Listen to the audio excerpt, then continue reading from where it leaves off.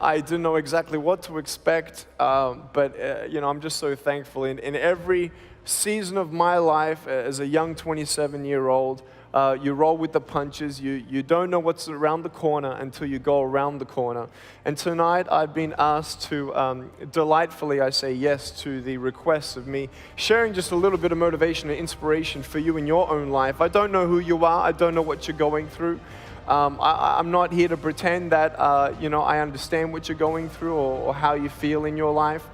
And, it's funny when you see a man without arms and legs up on stage with a smile,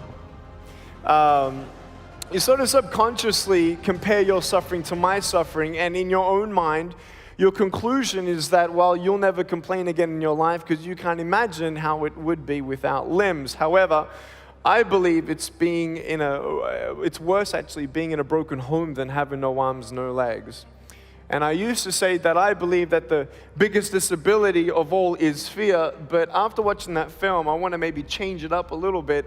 I think the biggest disability that we have as human beings is unbelief. Everything starts with a vision, and a man without vision dies. And for you here at Full Sail University, I personally have seen a lot of things. I've seen a lot of good things. I've traveled 35 countries. I've spoken to 5 presidents and 4 congresses, and 750 million people around the world know about my story. Before we get into any more serious stuff, I need to open up with a couple funny stories, actually. I always open up with a couple funny stories. When people come and meet me, they don't know what to do with me. Do I shake his hand or, whatever. And I just hug people. I'm a hugging machine. I've hugged about 350,000 people. We're actually breaking the World Guinness Book of Records of hugs. In 3 weeks, we're going to be hugging 1,200 individuals in 1 hour. And no, they're not going to just pass me down the line, all right? But every now and then I get a little nervous that someone's just going to come up, pick me up, and take me home. It's like, what am I going to do, right? Nothing much. But look, I like to cause some trouble here and there. When you're having a boring day, you got to change it up, do something you haven't done before. So one day I was on a plane. I was, complaining about my leg room on the plane, and so my friends put me in the overhead compartment. They put me up there and I could stretch my legs. No, they put me up there and I wanted to freak someone out. So, yeah, we did. We closed the door. I mean, seriously, if I get in trouble, what are they going to do? Handcuff me or something? Seriously. So, you can cause a little bit of trouble here and there, but I have to tell you, there was this one day where I was in a car and I'm in the front seat of the vehicle. And don't worry, I wasn't driving or anything like that. But we were there and we're waiting for the lights to change, and this car comes up next to us, and this girl is looking at me. So I'm looking at her, and she's looking at me. I'm looking at her, and I'm thinking, cool. I'm like, I want to freak the heck out of her. So I know from the other side, from the outside of the vehicle, when you look in and you see me, all you see is my head from the side. So you have no idea that I have no arms, no legs. So I grab the seatbelt in my mouth and I loosen it like this so then I can freely move. Now she's looking at me all weird because I'm eating my seatbelt. But with that undivided attention, knowing all she sees is my head, just imagine that's all you see, I just did this.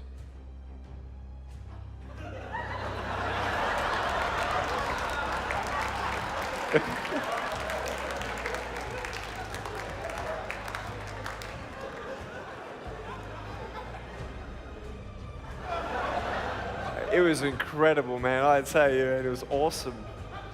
It was awesome. Anyway, I have a lot of funny stories, and as I was growing up as a child, I would be quite envious of everybody else around me who had arms and legs, including my brother and sister at times. I was born without limbs for no medical reason. There are times in life where things happen and don't make sense, and I was just sitting on a plane seat next to this guy who was going to visit his mum, and his stepfather just died on Friday. They're burying him tomorrow or the day after, and I was talking with him a little bit, and there are just some things that we won't understand in this life. There are some times where you're going to wish that you could rewind and do things all over again. There are times where you just wish you could forget memories, and you try to drown those memories in alcohol or different pleasures, and maybe get distracted by the goals and ambitions of your life and try to put the past behind and move forward. We're all human beings. Please don't get me wrong. I don't wake up every morning with a smile on my face like, "Hi, everybody!" I have ups and downs. You see my foot? Ups and downs, ups and downs. The first thing I want you to take away from today is this. You will have good days and you'll have bad days, but you will always learn something more or something new, and you will learn more overall on bad days than good days. You will learn more about yourself, you'll learn more about relationships, you'll learn about life and principles, and it'll build your character. If you're a person who wants, let's say, improve on your character of patience, let's say, don't complain when you're waiting in a line.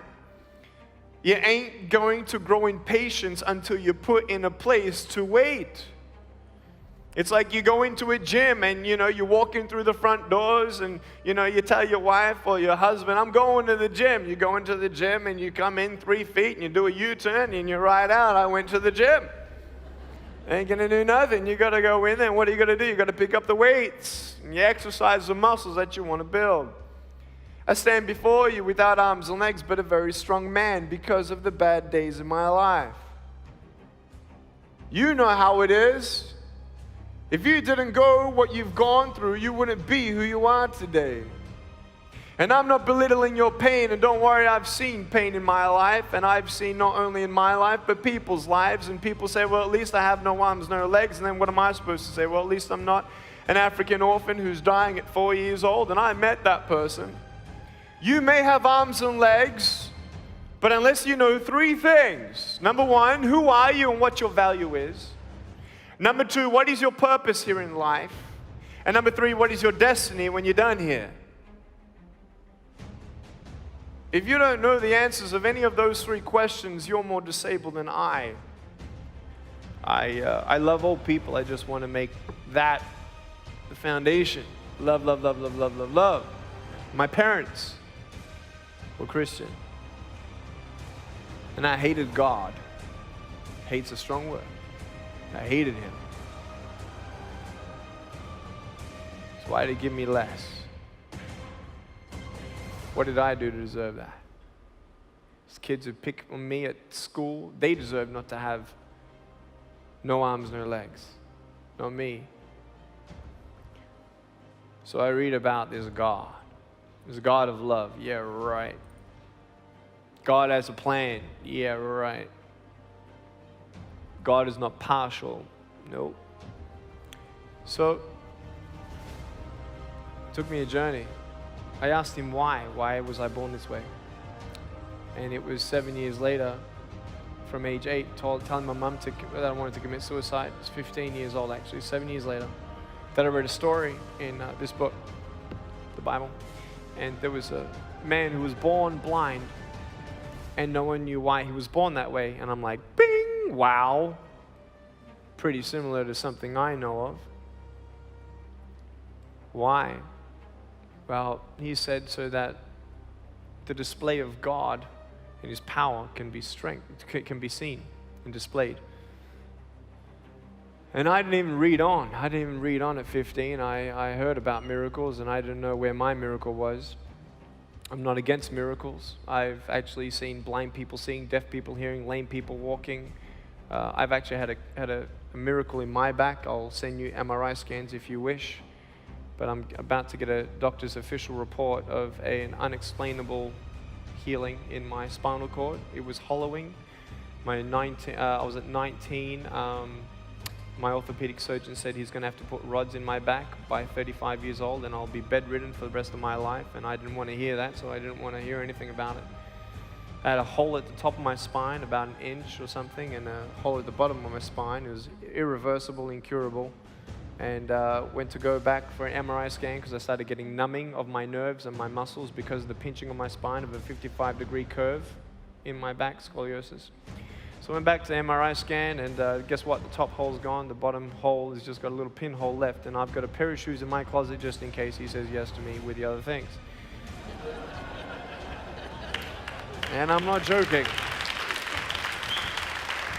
Now, what happened was at 15, I said, you know what? If you had a plan for the blind man, then you got a plan for me. Whether that means you give me arms and legs or not, I trust you.